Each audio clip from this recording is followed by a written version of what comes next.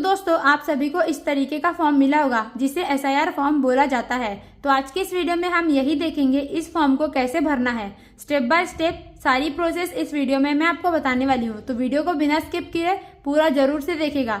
और जिन भी लोगों को ये फॉर्म नहीं मिला है तो आप आपके आजू बाजू किसी से भी फॉर्म लेके आप ऊपर में देखेंगे बीएलओ का नाम और नंबर दिया हुआ होता है, तो वहां से आप कॉल करके ये फॉर्म मंगवा सकते हैं।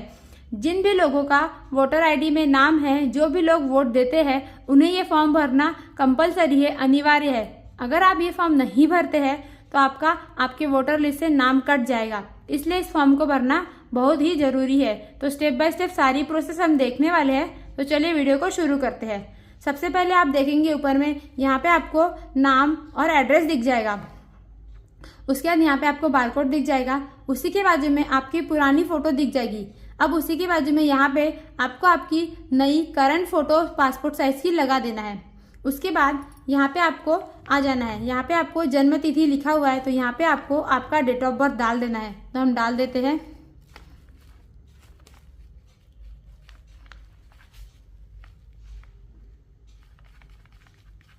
तो यहाँ पे हमने अपना डेट ऑफ बर्थ डाल दिया है। अब उसी के नीचे आपको यहाँ पे आधार संख्या वाला ऑप्शन दिखेगा, तो यहाँ पे आपको आपका आधार नंबर डाल देना है। तो हम डाल देते हैं।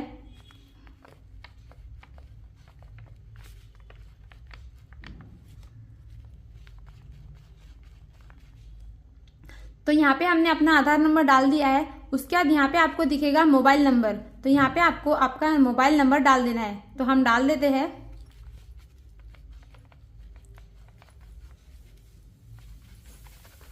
तो यहाँ पे हमने अपना मोबाइल नंबर डाल दिया है। अब आप यहाँ पे देखेंगे पिता का नाम, तो यहाँ पे आपको आपके पापा का नाम डाल देना है। तो हम डाल देते हैं। यहाँ पे हमने पापा का नाम डाल दिया है। उसके बाद आप उसके नीचे देखेंगे पापा का इपिक नंबर, तो यहाँ पे आपको पापा का इपिक नंबर डाल देना है। पापा का इपिक नंबर आपको उनके इलेक्शन कार्ड में सबसे ऊपर में दिख जाएगा, वहां से देख के आपको डाल देना है। तो यहाँ पे हम डाल देते हैं।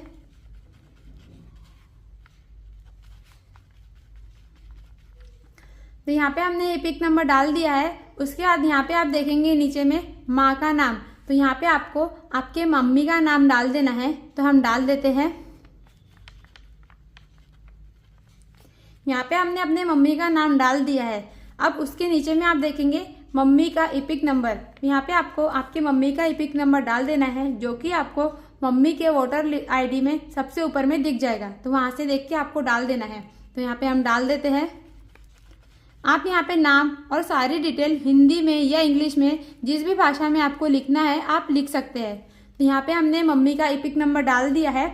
उसके बाद यहाँ पे आप देखेंगे पति या पत्नी का नाम। अगर आपकी शादी हो गई है तो यहाँ पे आपको अपने पति या पत्नी का नाम डाल देना है। तो यहाँ पे हम डाल देते हैं। तो यहाँ पे हमने नाम डाल दिया है। उसके बाद आप उसी के नीचे में देखेंगे पति या पत्नी का एपिक नंबर, तो आपको वहां पे उनका एपिक नंबर डाल देना है। तो हम डाल देते हैं।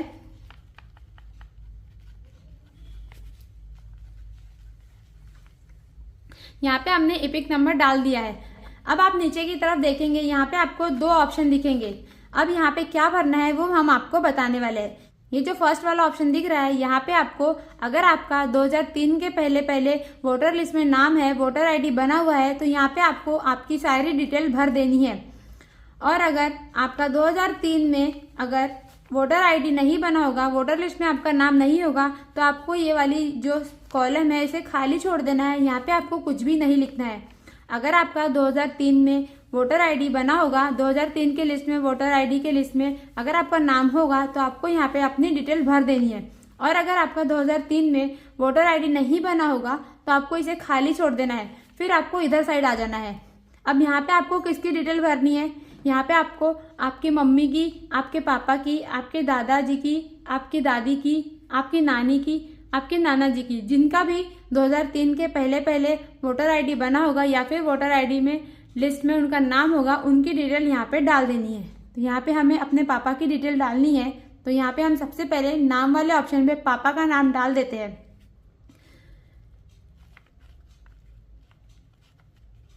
तो यहाँ पे हमने पापा का नाम डाल दिया है।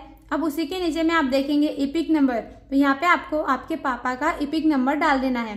तो यहाँ पे हम डाल देते हैं।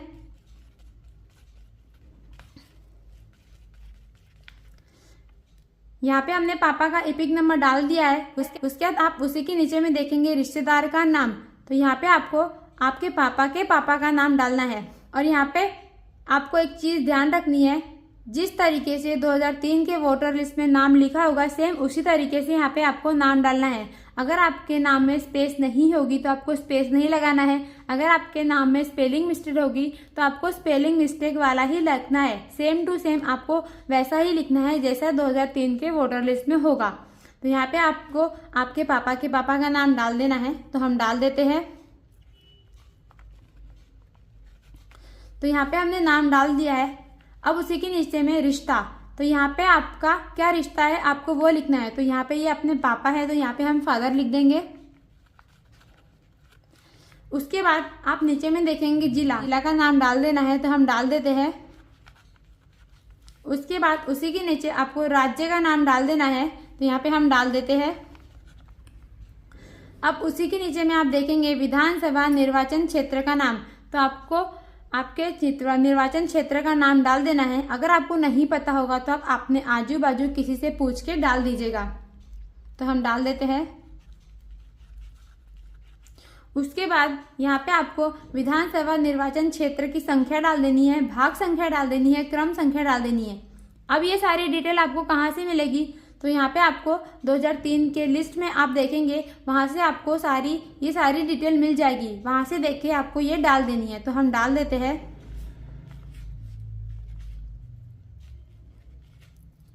इतना सारा फॉर्म भर लेने के बाद आपको नीचे की तरफ में साइन कर देना है। तो ये हमारा फॉर्म है तो इसे यहाँ पे हमें साइन कर देनी है। तो हम साइन कर देंगे। साइन कर देने के बाद इस तरीके से सारा फॉर्म भर लेना है। बिल्कुल भी गलती नहीं करना है। अगर आपको ऐसा लग रहा है कि मिस्टेक हो सकती है तो पहले से ही आप इसकी फोटोकॉपी करा के रख लीजिएगा। उसके बाद इस फॉर्म को BLO के पास जाके हमें जमा कर देना है। अगर आपको वीडियो अच्छी लगी हो, वीडियो से जरा सी भी हेल्प हुई हो तो वीडियो को लाइक और चैनल को सब्सक्राइब जरूर से कर दीजिएगा। Thank you.